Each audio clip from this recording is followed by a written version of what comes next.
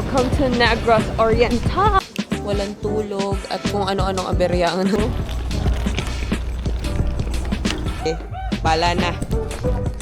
Cellphone, tsaka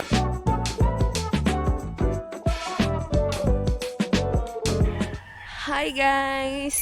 Pupuntahan na naman kami ng asawa. Magbabakasyon kami ng 1 week. Malalaman nyo kung saan.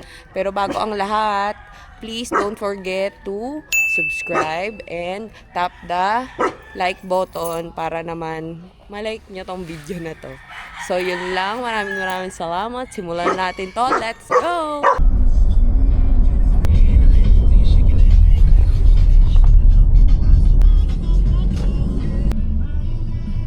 Here na sa Naiya Terminal 3, kaya lang delayed ang flight.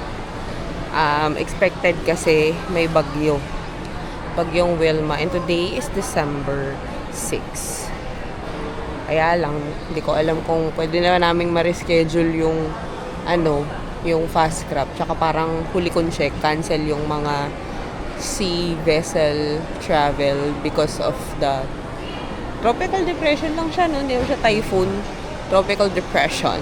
So, yes, let's see. So, we're going to Dumaguete to celebrate our 2nd year wedding anniversary. Alright, good news. Konting minutes lang kaming delayed, pero kaya pa naman kasi 3:30 pa yung binook ko sa Montenegro, and na-chat ko na yung binook ko na accommodation sa Siquijor. So, wala na daw gale warning. So, pwede na ulit humalaot. Kaya, praying na pagbaba namin ng Dumaguete ay makatawid na agad kami na Siquijor. Let's go!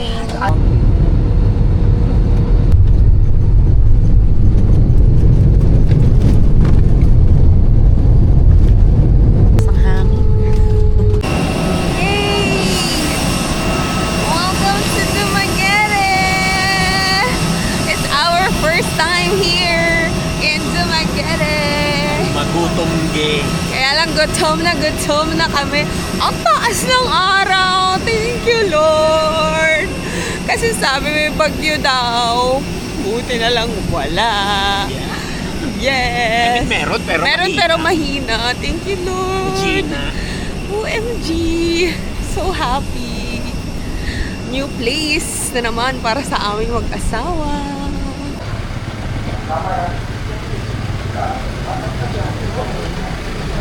So, maglalakad lang kami kasi maghanap po na kami ng kainan bago pumunta ng port. Nakabook naman na kami ng ticket. Bali sa Montenegro Lines kami nag-book kasi yung flight namin, dating na talaga namin dito is 2. So, sakto lang 3:30 yung namin sa Montenegro. Pwede kayong mag-book online. Ilalagay ko yung link dito. Basta ilalagay ko dyan. O, ilalagay ko pala sa baba. Para makapag-book kayo. Lalabas lang tayo ng airport para dun tayo ng trike. Kasi mahal pag dito sa loob ng Dumaguete Airport. Sabi sa mga napapanood ko, labas daw tayo. Yan ang aking asawa. Hi, mahal. Welcome to Negros Oriental. So, ayan yung Dumaguete Port. Tumawid lang kami. Ayan siya. Ayun. Tapos, nandito kami ngayon sa may 7-Eleven. Sakay kami ng tricycle. So, yung tricycle pa Dumaguete Port. Kuya, magkano ang Dumaguete Port? 150 pag kami, ma'am. Okay. 150. Kuya, pwede dalhin mo ako dun sa yung chicken inasal. Ano yun? Inasal, ma'am? Yung Joe's? Chicken. Oo. Malapit na lang Yes, dun. ma'am. Malapit na lang dun. Kakain muna kami. Nagugutom na kami. So, 150. O, ayan. Kasi kanina, pinapresyon ako 200. This, diba? Let's go! So, ayan. Nakasakay na kami ng tricycle. Ito si Kuya. Ay ka, Kuya. Hi! Sabi ko sa kanya, punta muna kami ng Inasal kasi gutom na kami. Meron kasing isang dito, nirecommend yung friend ko na kainan. So, gutom na. Let's go. Nakadepende pa rin sila sa Nandito kami ngayon sa Joe's Chicken and na to. Malapit lang to sa port. Nakikita ko kasi to sa mga napapanood kong videos. And sabi nila, masarap yung inasal dito. So, umorder kami ng petcho. Tapos para for fiber, since tita na tayo, umorder kami ng adobong kangkong. Gutom na kami kasi mag-aalas 3 na ng hapon. Pero good thing, ayun nga, nakabili na kami ng ticket sa port para okay na, rekta na. So, yun lang. See you later. Kain tayo. Ito yung chicken inasal nila. Ayan. Tapos parang patis. Tapos nilagyan ko ng sili. Maraming salamat naman sa mga biyaya kalabas sa amin.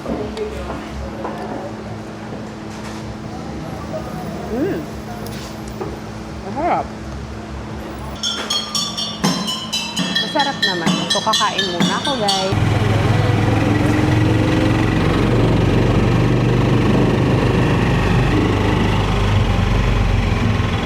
Ticket po. Ano po? Montenegro. Paalis na eh. Opo, pascrap po ito. Pagpaskrap, Terminal 1 na. Thank you, sir. Nag-tricycle na kami kasi malilate na kami. Malilate na kami sa pascrap. Anong oras na ba? 3:08? Terminal 1. Din eh. Okay, magkano kuya? 40? O, eto na. Kulang ako dos, kuya. Okay lang. 50. Actually, pwede naman siya lakarin. Kaya lang, natatakot kami maiwan noong pa-scrap. Magkano pa masahe? 50. Ako, kulang dos, kuya. Sorry Thank you. Ayan. Saan ba? Saan ang entrance na? Sorry na, ginawa na kitang ano. Sorry. Saan ba pag may... online.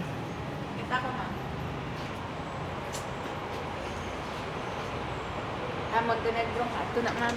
Terminal to. Okay. Labang lang dari, ma'am. O, sundan ng Galakaw ng Duha. Ate, ano yun? Sundan. Dahil sa sundan. Thank you. Daan-daan lang, ate. Hindi ko naintindihan. Alam mo, ang gusto ko talaga matutunan, gusto ko talaga matuto mag-Bisaya. Promise. Nung sa dati kong work, pag nagpupunta kami ng Cebu, grabe yung desire ko matuto magsalita ng Bisaya. Kasi nga, kung iisipin mo, sa buong Pilipinas, konting porsyento lang naman yung Tagalog talaga. Visayas, Mindanao, halos lahat Visayan speaking place, 'di ba? So, pero I'm learning. Maayong hapon, maayong buntag, maayong gabi. So ito, Terminal 2 for papuntang Siquijor. Let's go.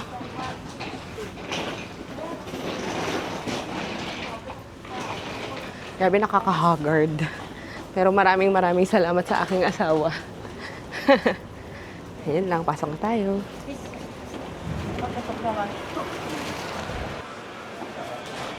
May bayad. May terminal fee, 15 pesos. So, wrong number. Terminal 1 daw. So, tatakbo kami ngayon. Akala ko ba pa-scrap?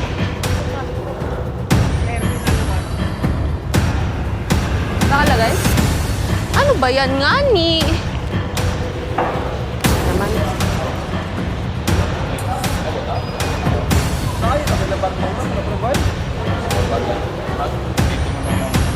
Cellphone, saka camera mo. Walang tulog at kung ano-anong aberya ang nangyari dito sa Dumaguete Port. Siguro dahil long weekend nga, which I understand. So, explain ko lang yung nangyari. Nag-book ako online ng Montenegro Fast Crab, 3:30. Pero since may bagyo nga may bagyo kahapon, no? Parang hanggang ngayon pa rin naman. So, parang nag-cancel, tapos naging okay. So, parang ang nangyari siguro, kinancel na all throughout ni Montenegro yung biyahe. And then, yung refund process, sabi ng asawa ko kasi nakapag-uusap, online na lang siya. So, ang haba ng pila sa mga ticketing, yung Ocean Jet, ganyan. Kaya kasi hindi ako nag-avail ng Ocean Jet kasi ang meron lang nung time na bumibili ako is 7 p.m. Ang lapag namin dito 2 p.m. Ate girl, anong gagawin namin doon? Pero ang ending, ayan, napunta kami sa Allison. Ano siya, Roro. Roro yun, no? Roro. So, 1.5 hour. Yung fast crab kasi, 40 to 45 minutes lang siya. Kaya lang, nagkakaubusan na. Kaya yun na yung pinili namin. Tapos napunta kami sa non-aircon kasi nga nagkakaubusan na. Parang yung mga maabutan nung na ticket nung ngayon, bukas na biyahe na. So, better na okay na to. Makakarating tayo ng Siquijor, di ba? Kesa hindi. So, yun lang. Kita-kits tayo sa Siquijor. Boarding na. Let's go. Thank you. So, maliwanag pa. Pero pagdating namin doon sa Siquijor, for sure, madilim na. Mga around 7:30. Hopefully. Kasi saktong 6 o'clock aalis tong Allison. So, yan. Yun yung sasakyan namin. Thank you, Lord. Kasi still, kahit nagkaroon ng aberya, meron pa rin. Get out. Gusto ko na matulog. Yun lang.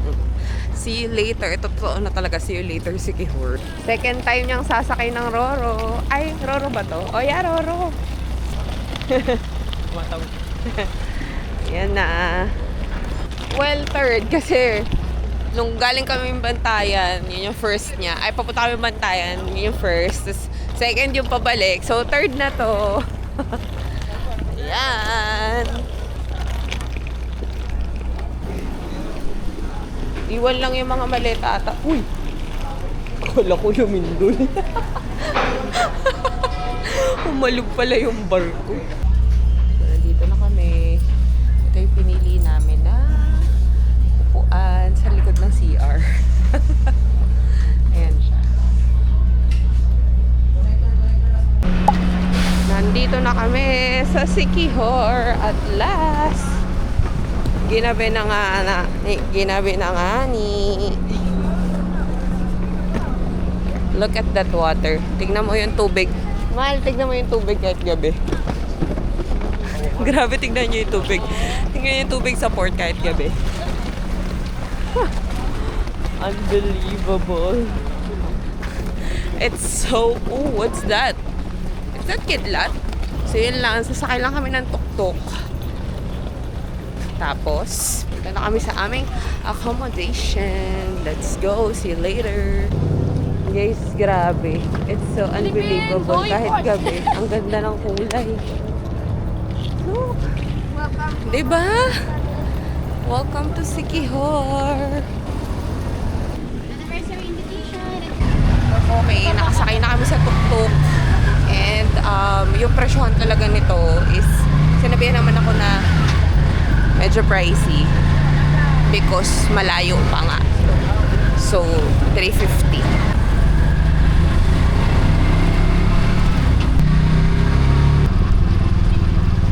Dito, no?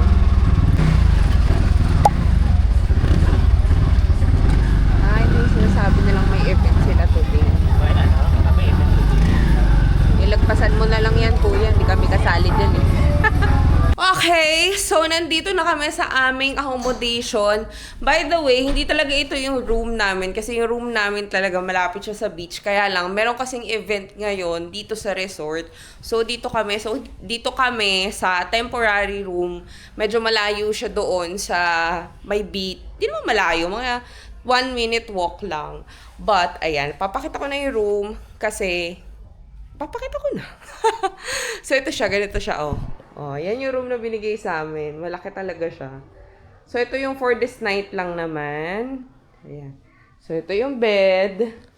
May aircon. Ayan, merong salamin. May CR na sarili. Ayan siya. So, and again, hindi ito yung room na binook namin. Yung room na binook namin medyo Hindi ganito yung itsura niya, pero maganda na rin. And this is 1,500 per night. So, yun lang mga auntie ko. Mag-freshen up lang kami. Then, lalabas kami para kumain. Pero niyayaya kami kumain doon kasi may year-end party yung nag-rent sa kanilang venue. So, yun lang. Medyo maingay na yung background, pero eto na yung motor na nirent namin. 350 yan per day kasi nga 5 days namin nirent. Ikot ko lang. Ayan.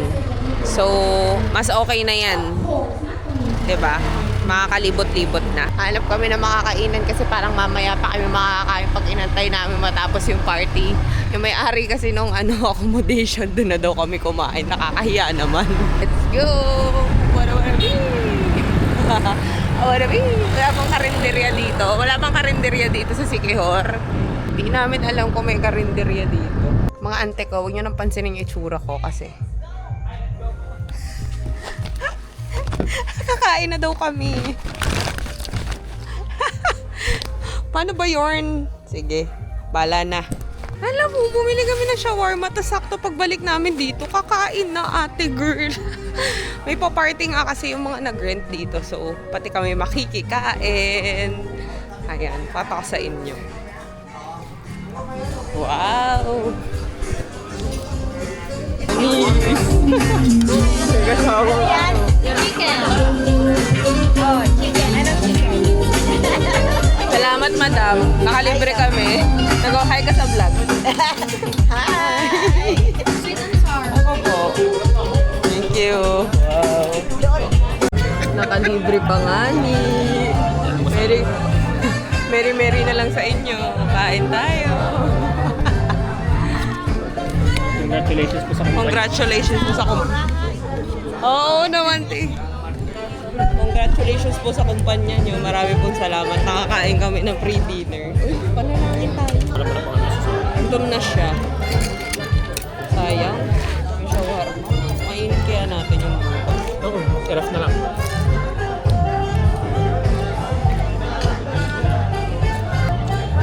Sarap mo. Sarap ang libre. Guys, grabe yung handaan sa probinsya. Di namin kinaya. Napakaraming ulam. And naki-party kami sa kanila. Ito kasi yung accommodation namin. Hi! Binigyan na kita ng food To madam, maraming salamat sa pag-invite sa amin doon sa party nung company na naka-reserve today. Honestly talaga, wala siyang available doon sa main building nila kasi dito kami sa extension. Pero, nakiusap na ako na, sige okay lang, lilipat na lang po kami kinabukasan. Nakakain pa nga tayo ng libre, ate girl. At masarap siya. Tapos, ayun. So, nakuha na rin namin yung motor kanina. Bumili kami ng food actually kasi medyo natatagal lang kami ng oras na di pa sila kumakain. So, late pala sila kumain dito. So, yun lang mga auntie ko. Ngayon lang ang gagawin namin is magpahinga, matulog na maaga kasi bukas sisimulan na namin ang aming land tour. So, kaya nag-rent kami ng motor. Yung motor, sabi ko nga, 5 days namin siya ni-rent. So, naka-discount kami. 350 per day na lang siya. Tapos, sagot namin yung gas. So, kung may marunong naman sa inyo magmotor, syempre, dapat may lisensya kayo. I-go nyo na kasi mas tipid talaga yon. So, yun lang mga ante. See you tomorrow. Bye! Joke lang. Hindi pa kami matutulog. Grabe, alam nyo yung nag-rent ng resort. Meron silang pa-live band. So, nandito kami. Kasi yung resort is siya, may beach siya. Ayan yung resort. Tapos ito yung beach, guys. So, madilim na syempre, hindi na makikita. Pero, isa sa mga reasons kaya ako binook tong Auroras kasi nga, ang mga reviews, mabait yung owner, which is super, super true. Biruin mo naman. Feeling ko kasi kami lang yung guest ngayon. Tapos, the rest, sila na yung mga nasa company. So, hiring po ba kayo? Hiring ba kayo? Baka gusto nyo ng kasi pag pinadala nila yung mga taon nila from Luzon, Visayas, Mindanao, para dito sa Siquijor, mag-party, mag-year-end party. O, tas ayan tingnan mo bongga, diba sana all? So, yun lang, umiinom ako ng tsaa. Nag-chill lang kami dito.